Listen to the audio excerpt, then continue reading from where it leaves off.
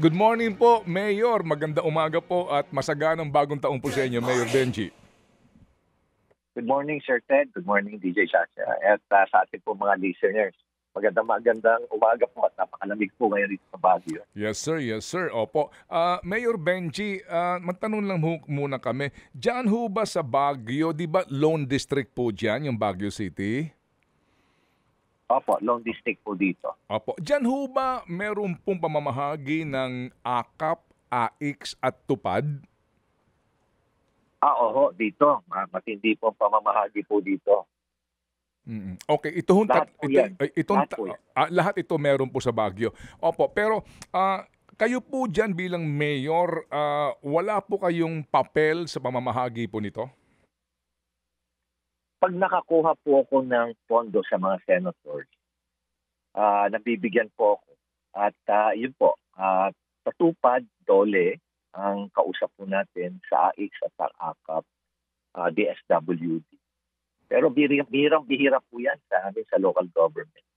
Karamihan po yan nasa mga lawmakers. Okay, so sa mga kongresista po ang kumbaga ang appropriations nito sa district at ang sino ang may say sa inyo po pagkakaalam sa inyo pong lugar, Mayor, kung sino ang dapat tumanggap ng AKAP? Well, siyempre ho, yung mga kapos ang kita, tulad ho ng mga indigents, yung mga vendors na talagang nahihirapan, yung mga OFW na bigla pong napauwi dito, dapat po ang mga nakakatanggap. Ganun din po yung sa AIX naman, yung mga talagang indigent, walang hanap buhay, temporarily o na layoff, yun po yung mga dapat tumanggap. Yun po ang dapat tumanggap. Pero dito po sa AKAP ngayon, sinasabi po ninyo, yung mga dapat tumanggap, yung mga yung mga kapos ang kita literally. Opo, gaya po ng sino-sino at doon ho ba sa pag-identify diyan sa inyong distrito, maayos po naman, Mayor? Pag dumaan po sa amin sa City Social Welfare, yun po, sigurado po ako na maayos po yun kasi may listahan po sila. Ganon din po yung mga beneficiaries po, both AKAP at AIC, sigurado po ako doon. Kasi hindi po yun na-influence ng politics eh. Basta may natanggap po ako sa mga senator o kaya nakahingi po ako ng konti sa DSWD, talagang social welfare kagad ang gagawa ng listahan. Kasi meron ho, para hindi mo maulit, redundancy, at nakikita ho talaga nila na sino po talaga yung totoong beneficiaries dapat na tatanggap po. Pero sa problema po, pag mga lawmakers ang nagbigay o kaya kongresista, talaga wala kami listahan kasi ayaw nilang i-share sa amin yung listahan. Kaya palamang malaki yung posibilidad na magkaroon ng redundancy. So meaning po kayo kasi meron kayong mga social workers sa city, identified na po ninyo, di ho ba? Yung talagang pati yung 4Ps na mga miyembro, etc. So at least sa inyo may vetting na nangyayari, pero nagkakaroon po ng distribution sarili yung pong kongresista at yung listahan nila, wala na ho kayong access doon at may posibilidad nga ng nagdodoble o kaya po naman hindi talaga karapat-dapat tumanggap yung benepisyaryo? Totoo naman po yun. Totoo ho yun. Malamang siguro sa amin po mga naririnig, ganun din po yung complaint ng ibang mga local chief executive sa akin na hindi po talaga nila namomonitor kung sino po yung nabibigyan ng kanilang mga kongresista at karamihan ho ng mga nabibigyan ay mga supporters. There was even a time na nag-attempt pa nga ho na bigyan ng suporta yung mga media. Kaya mabuti naman maagap naman po yung mga DSWD. Yung DSWD po, ito po yung national agency, at talagang hindi ho nila pinayagan. Kaya ganun basta hindi madiktahan ng DSWD, malaking bagay din po yung nagagawa nila para i-correct po yung sistema. Pero talagang kuminsan lalo-lalo pag during the budget hearing, talaga kuminsan hindi na nakakainig yung mga DSWD. Tumatahimik na lang. During the budget hearing season, namimigay po ng akap ang ilang kongresista at sa panahong iyon, wala na pong control ang DSWD. Meron pa rin pong control, Sir Ted. Kaya lang po, pag maski na siguro hindi na sila, pag pinagsabihan sila na bigyan nyo to, tatahimik na lang sila para hindi magkagulo. Kasi alam nyo naman sa budget hearing, bawat national agency, mayroong instruction na kausapin nyo na yung mga regional directors, kausapin nyo na yung mga congressman dyan para hindi na sila gaano mag-ingay during the committee hearing. Mga ganun ho yung budget hearing. Opo. Kaya kanya-kanya ho punta doon, ma'am, puro ano ba yung tawag nun? Yung pangsariling kahilingan lahat ng napapansin ho namin because I was also a regional director at kailangan namin kausapin yung mga regional director. Ganun yung mga RD ho sa iba't ibang ahensya. Na kailangan namin kausapin ahensya ay yung mga kongresista para hindi na nila erase yung mga kanilang mga parochial concern. Alam niyo na, puro parochial concerns na. Opo. Mayor, sa inyo po no, karanasan at kapag idinaan po sa LGU sa city itong AKA fund na nanggagaling sa senador o mismo po DSWD, more or less magkano pinakamaliit at pinakamalaki po na cash assistance po ito? Go ahead. Sa AH po kuminsan, para mas maraming mabigyan, 3,000. Kung pwede rin ho umakyat ng 5,000. Kung talaga hong nagkaroon ho ng, let us say, merong predicate na event, katulad ho ng bagyo, sunod-sunod na bagyo at hindi gaanong nakatabas ho, nakapagbenta ho sa mga revenues natin, yun ho, 5,000. Pero kung kuminsan ho, 3,000 para mas marami yung mabigyan. So, relative po yan eh. Depende po yan eh. Kung ano po yung pag-uusap po kayo nung senator para malaman ho kung ano yung kwan nila, yung kagustuhan ho nila. Opo. AX po iyon, Mayor, sa AKAP po.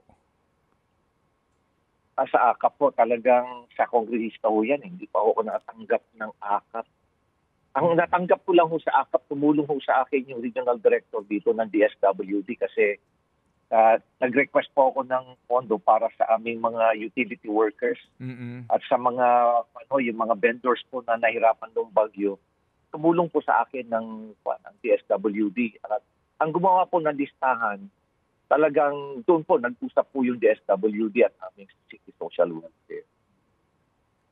Opo. So ito... Pero usually mga 5,000 po yan. 5,000 po yung last na naibigay sa akin. Yun po yung natanggap ko na AKA po. Sometime October po yun. Opo. So galing sa AKAP appropriations, yung nakuha po ninyong tulong from DSWD at ang namigay nito, DSWD, doon sa target beneficiaries po, at least 5,000 po ang pinakamalaki, pinakamaliit. Ayan po, 5,000 pesos po talaga ang naibigay po. Okay. Bawat isang beneficiary. Opo. Opo. Doon sa distribution po, Mayor, paano pong sistema nun? Kasi ako yung nagpapasintabi ho sa mga nakaupo sa pwesto kasi po siguro alam nyo ho naman, di ba, yung mga kanya-kanyang post ng mga billboard, mga mukha ng politiko, yung payout na nakalagay, AKAP ito, etc. Sa inyo po, nung panahon nyo na nakakuha kayo ng pondo sa AKAP, paano pong distribution, Mayor? Well, iipunin ho namin yan. Payout po yan, Oo. Darating po ako at ang sasabihin ko po sa kanila, kanino galing itong pera na to? Siyempre, mag-speculate yung mga tao. Sasabihin nila, Mayor, kay Mayor Magalong, kay ganito, Senator, ganito. Sasabihin ko sa kanila, pwede ho ba kayong tumingin dyan sa kaliwat kanan nyo, sa harapan at sa likod, at sabihin nyo sa kanila, thank you for paying your taxes. Kasi itong pera na to, galing po yan sa mga taxes na binayaran sa atin. Galing po sa atin yan. Yung po sasabihin ko sa kanila, para ma-emphasize po sa kanila na hindi po to pera ng kanino at kanino politiko. Pera po to ng taong bayan. At pagkatapos po during the payout, aalis na po ako. Kaya usually I just stay there for about 2 minutes kasi aalis na po ako. Kasi very efficient naman po ang DSWD at aming City Social Welfare pagdating sa payout. So hindi na ako kailangan magpakita po yung mga politiko. Wala nang role ang politiko dapat yan ipagbigay. Kaya lang gustong-gusto nila, nandun sila, sila yung namibigay, patapos magsasalita pa sila, oo, wala ba to? Wala ito sa kabila. Ano, meron ba ito sa kabila? Ito, kami na nagbibigay. Parang palalabasin pa nila na galing talaga sa kanila, sa bulsa nila. Ewan ko ho ba, bakit ganun na ho nangyari dito sa distribution ng mga ganitong klase ayuda. Opo. So dito po sa inyo, Mayor, with all due respect, wala kayong tarpaulin na may mukha kayo doon, pangalan kayo doon during the payout? Ay, bawal po rito. Kuya Ed, wala akong Mm. Nepal dito. Bawal po. Pati sa mga project po namin, bawal po talaga lahat. At Mhm. bawal, pinagbabawalan ko yung sarili ko na magbigay ho ng pera. Alam nung nangyari ho nun kasi, nung initial na nagkaroon ho tayo ng ayuda ho nun, nung lalo-lalo ng pandemic, nire-require po kasi ako na magbigay po kasi for documentation. Mm-mm. Pero yung first 10 lang ho, pagbigay ko ng first 10, aalis na po ako. Mhm. Until such time po na naisipan ko na ho na hindi na talaga ako magbibigay. Ayoko na nagbibigay ako. Ganun na ho yun eh. Mhm. Mhm. Dapat ho talaga ganun kasi wala dapat utang na loob yung mga tumatanggap sa mga politiko.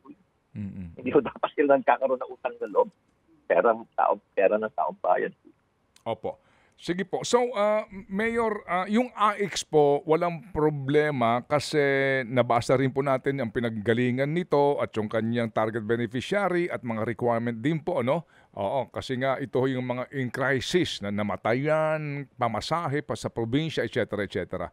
So, dito po sa AKAP, maganda rin ho ba ang programang ito? Ano ho ba ang inyo pong pananaw po sa pangkalahatang programang ito na AKAP? Well, nung last year po, nagtanong nga ako, ano ba ang guidelines? Kung sasabi nilang kapos sa kita, pero dapat merong specific na guidelines. May mga provision. Nagulat po ako, wala eh. Parang kung ano na lang ang gusto ng politiko, ganun na lang ako siguro.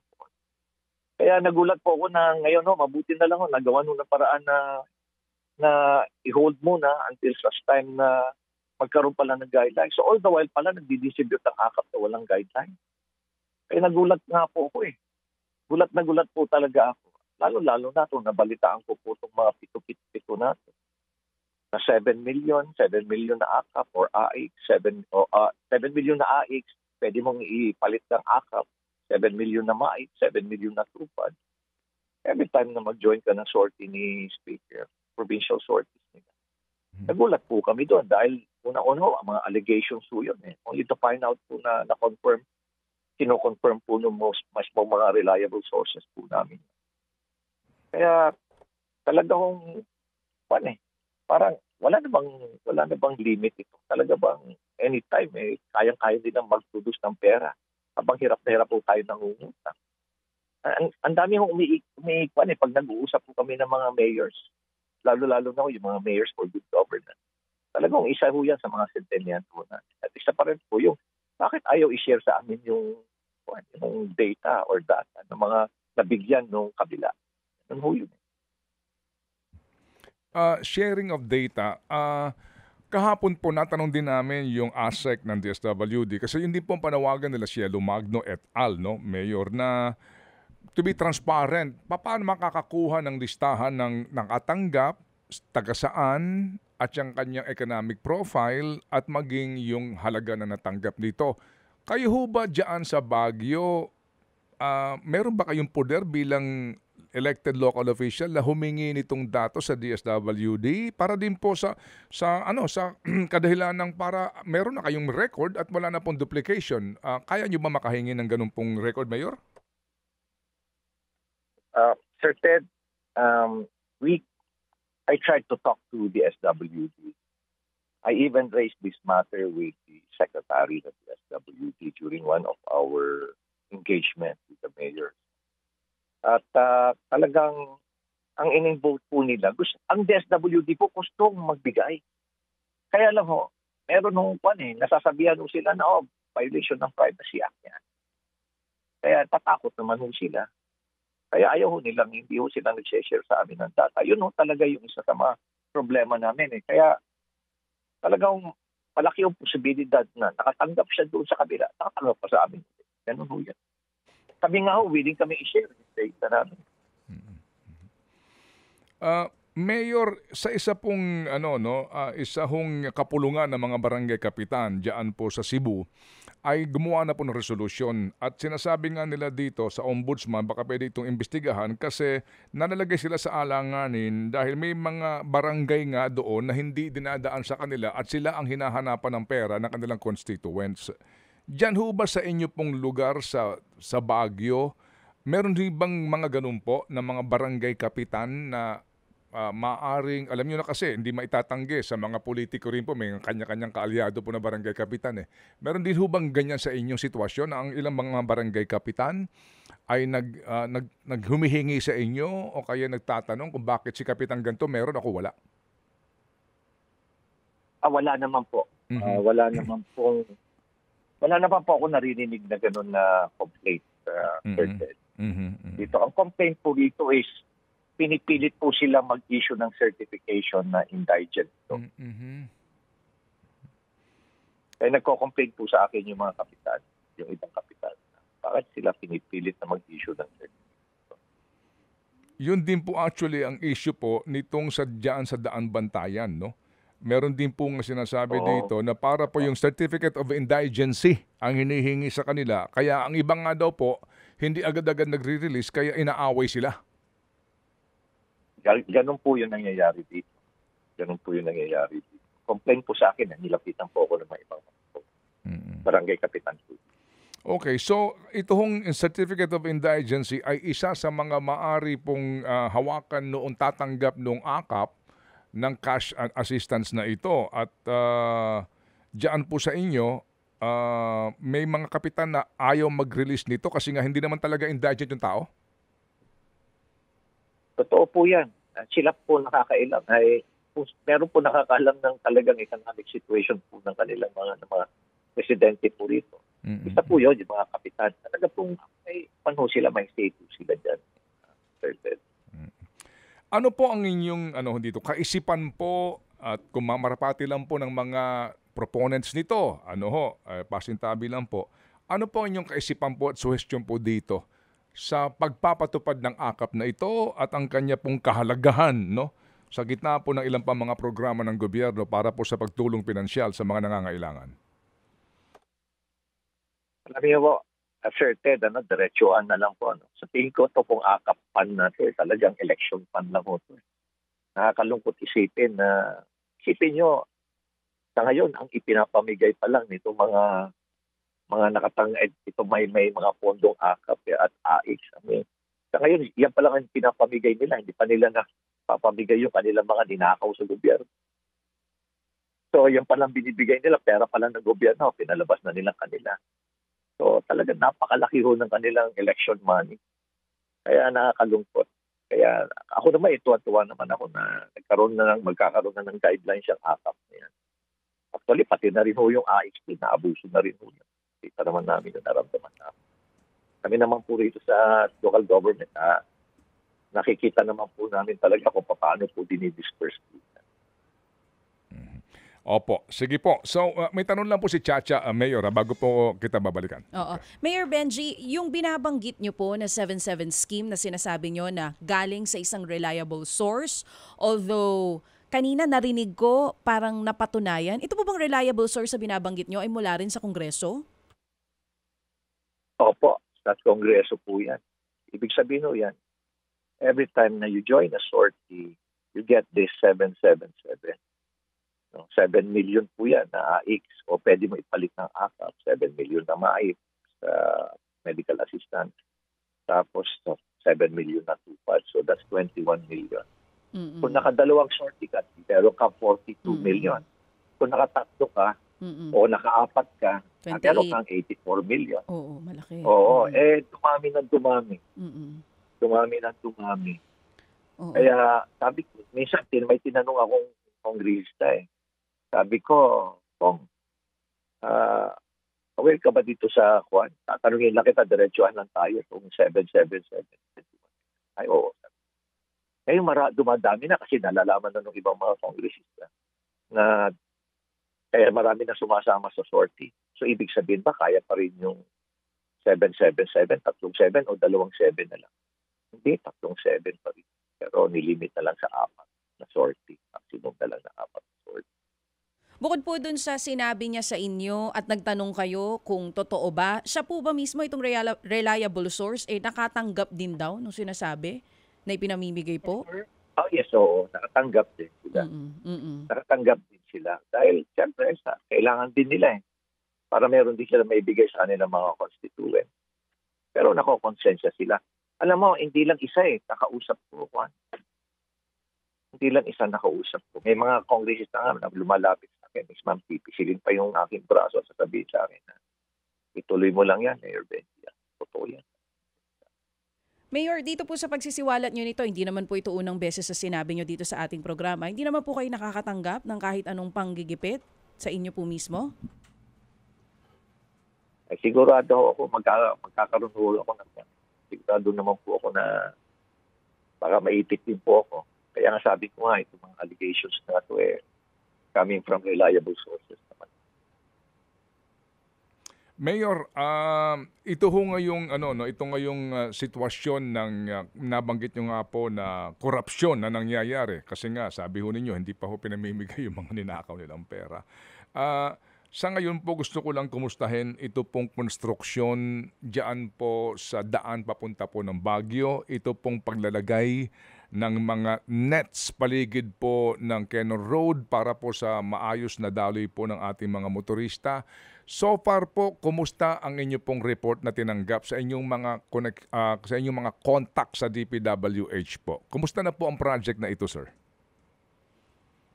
Well, alam mo, Sir Ted, last year, naglabas sila nag-announce sila na wala nang hininto na lahat ang rock-netting project. Pero ito nga na, may ongoing na rock-netting project ngayon dito sa Panulit, sa Quezon Road. Pero naman, isipin mo, yung bawat square meters niyan is nasa nasa detailed unit price analysis yan, nasa contract. Every square meter ho yan, 25,000 pesos. When in fact, ang talagang cost po niyan is kung dalawang klase ho yan kasi, ito po yung active at yung passive. Yung active po, ito yung rack screen. Yung active po, ito yung merong stud. Ito may mahabang pole na itutusok. May stud. Ang cost po niyan, mga 4,300. Pero kung rack screen lang, mga 2,000 to 300 lang. Pero isipin nyo, laki ng 25,000 pesos. So, ibig sabihin niya, sa bawat square meter, ang kinikita nyo, almost mga 15,000 pesos. Grabe ho talaga. Ilang yan? Ilang thousands and thousands of square meters po ang ginawa yan. Nagsibagsakan na nga ho yung ibang rock netting na ginawa ho rito. Pero walang nag-iimbestiga. Nakakalungkot nga ho walang nag-iimbestiga, walang nagre-raise ng issue. So, ibig sabihin ho, yung bubagsak, pera ng bayan yun, pero bali walang nagsasalita. Nakakalungkot niya. 25,000 per square meter yung halaga per declare dito po sa contract ng DPWH pero ang actual niyang halaga lamang ay 4,300. Yun po yun. Kung paano yan, active, yung active na type po yan. Pero yung passive na type, yung rack screen lang na walang stud. Paano yan, mga 2,000 to 300 na. 2,000 to 3,000. According to paano yan, according to paano yan ng mga civil engineer. Opo. Ito po kasi ay nabanggit ko na kay Secretary Bonoan nung aming mapag-usapan yung Quezon Road sa aming panayam. Na-report nga na ating tinanggap. Nangako naman siya na ito'y aalamin niya. Kayo ho ba, hindi niyo ho nakakaharap dyan minsan sa Baguio si Secretary Bonoan para sabihan sa kanya na mismo suriin niya itong overpriced project na ito? Last year ho, pinuntahan ko siya. I think that was first quarter o second quarter of last year. Nakipag-meet po ako sa kanyang opisina at binanggit ko po yan sa kanya.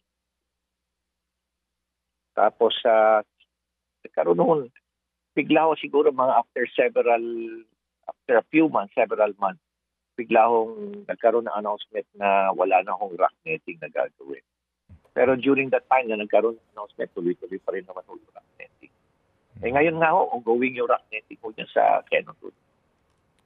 Saan po nanggagaling ang appropriations nito, Mayor, sa pagkakaalam po ninyo? Yung kanya pong pinanggagalingan na pondo. Kasi nga dati pa ho merong pang proposal nga to rehabilitate the entire Quezon Road. Oo. Sa inyo pong impormasyon, saan po galing ang perang ginagasta dyan sa rock netting na yan? Ito po hindi ko na rin po alam eh. Alam mo, dahil sa frustration ko, certain. Ayoko na rin kasi mapro-frustrate lang po ako. Kaya, siguro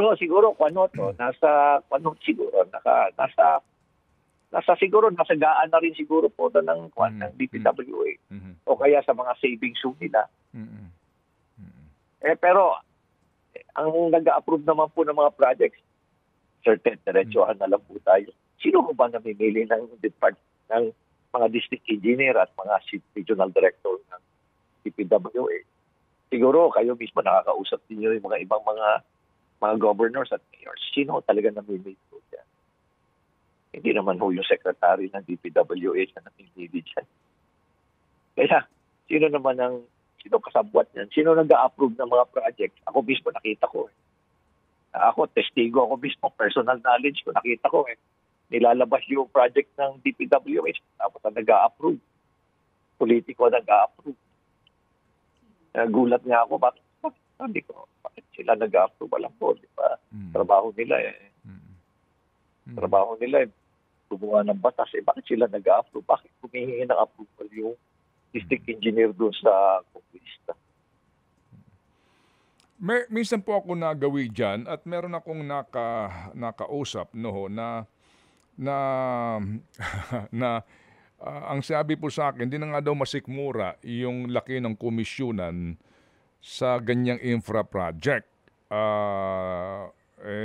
Yung iba ho naman din dahil tukoy nila itong ang politiko na nasa likod nito. Ito bang report na ito na tanggap na po ninyo na mismo yung mga kontratista ho naman din, siyempre kita rin sila pero yung iba ho, ang reklamo nga sobra naman daw pong garapal. Alam niyo, Sir Ted, gumawa na po ako ng based doon sa mga binanggit po sa mga competition, mga contractors po sa akin. Gumawa nga ako ng computation. Actually, yung mga numbers po doon sa nilagay ko doon, galing po sa kanila. Let us say po, ang paborito kasi nila na talagang malaki ang kita. Kasi kung sa mga road construction, sa mga road pavement, except for asphalt overlay. Kung gagawa ho ng kalsada, mga bridges, o kaya vertical, talaga ho pa yan. Talaga ho, siguro 12%. Ganun lang ho yan. Mga 15%, 18%. Ganun lang ho kukunin yan.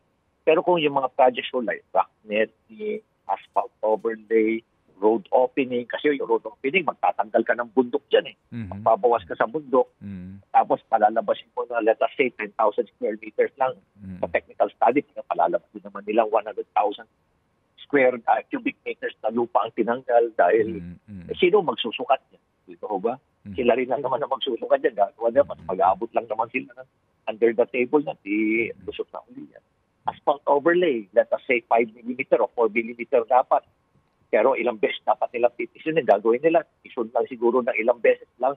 Kaya ang bilis dito nga ako sa Pangli, ang bilis matanggal yung mga asphalt overlay rito pag pinagyo.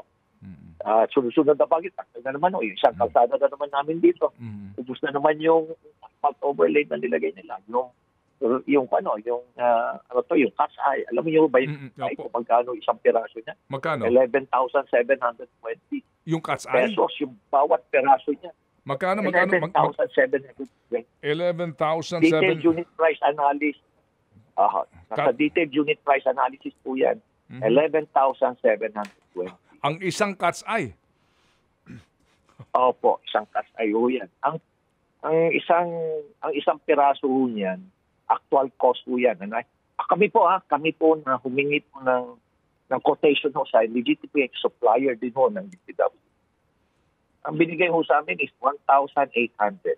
Wow. 1,350 na yung per piece plus 200 na installation plus 246 pesos na tax. That's about 1,800.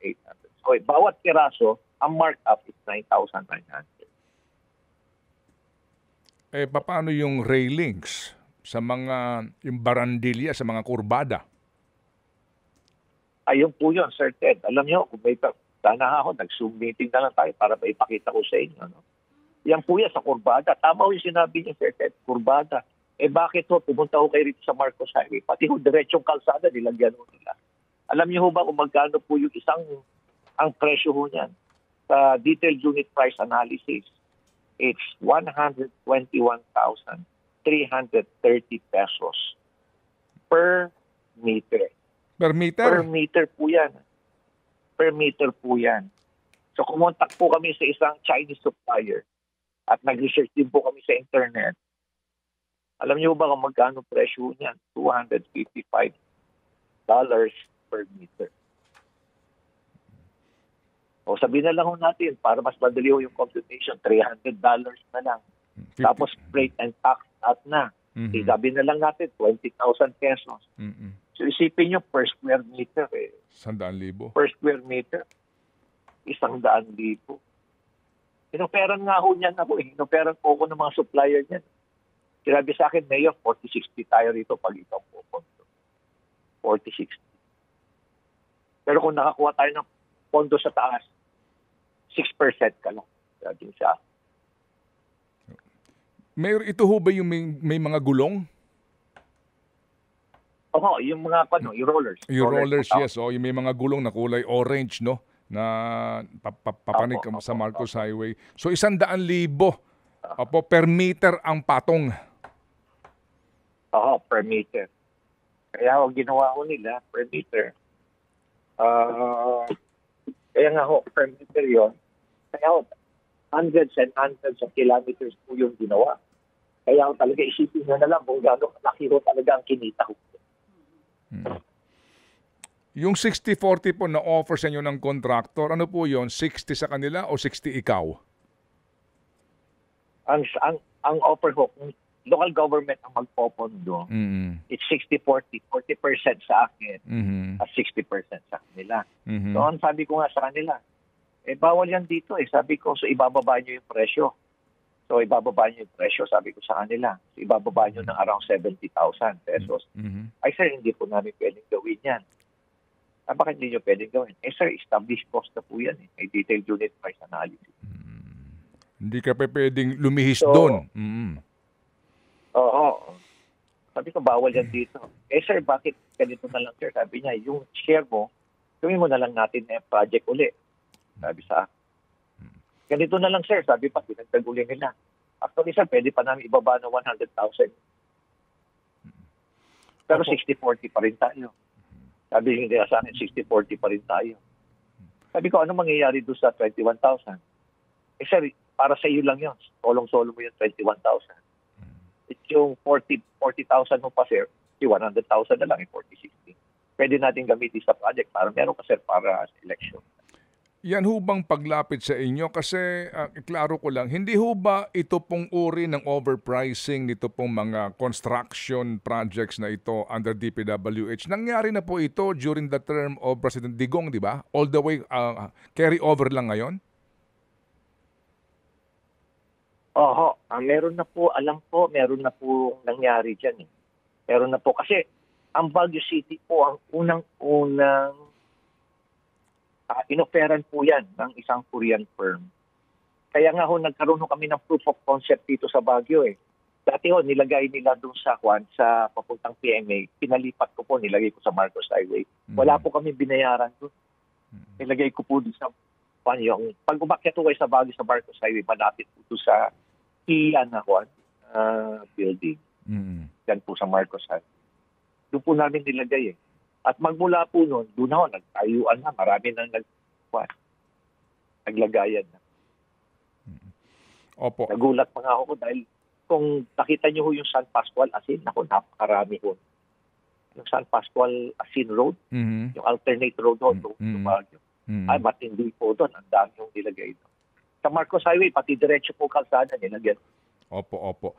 Sige po, Mayor. So, kaya nga po, carry over po ito ngayon. Ito pong nag-aalok sa inyo during this present dispensation na.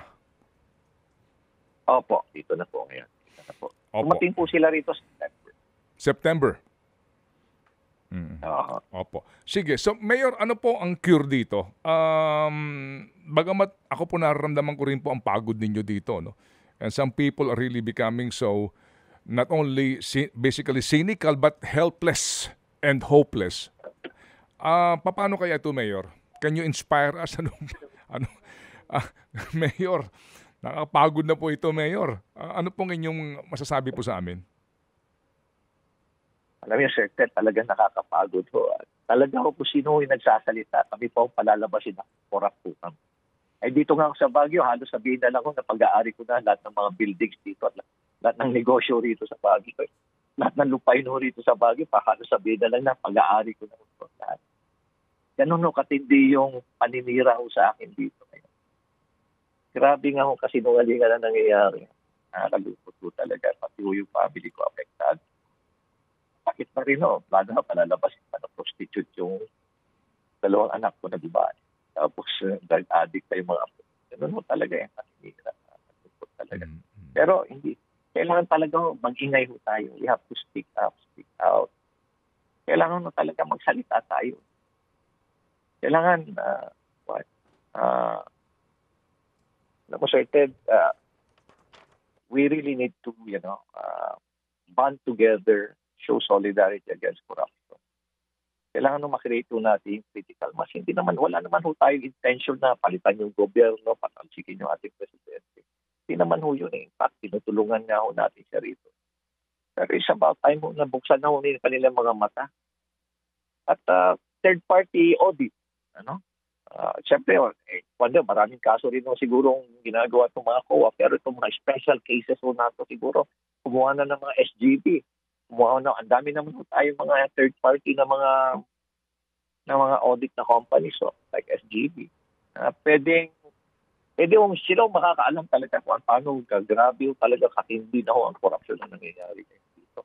Kasi kung hindi tayo ihinto rito, Sir Ted, ako, Diyos ko, palibog na tayo. Isipin nyo, yung babayaran natin ngayong taon na to, na from BIGAA, 877 billion ang ipabayad lang natin sa debt interest. Taon-taon nagdagdag tayo.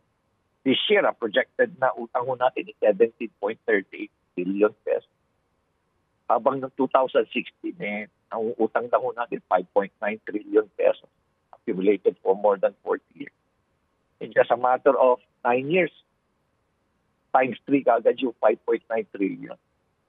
17.38 na ang projection ngayon. Itong taon na. Patataas pa ho yan. I believe baka umabot pa ho yan ng 18 trillion. Sige po. Mayor, salamat po ng marami. Kinakapos lang po din tayo sa oras pero hindi pa ho tayo tapos. Sabi nga po ninyo, kayo pinananawagan na kung maaari nga ay magkaisa po, hindi naman sa adhikain mo na pabaksakin ng gobyerno pero para gisingin lang mismo din po ang ating presidente. Opo. Ang ating presidente gisingin at para mamulat ang mata ng lahat dito nga sa talamak na nangyayaring korupsyon na ito sa ating bayan. Mayor, stand like a rock and keep the flame burning, sir. Maraming pasalamat po, Sir Ted and DJ Jackson. Thank you po. Thank you. Mabuhay. True FM. Mayor Benji Magalong, Baguio City.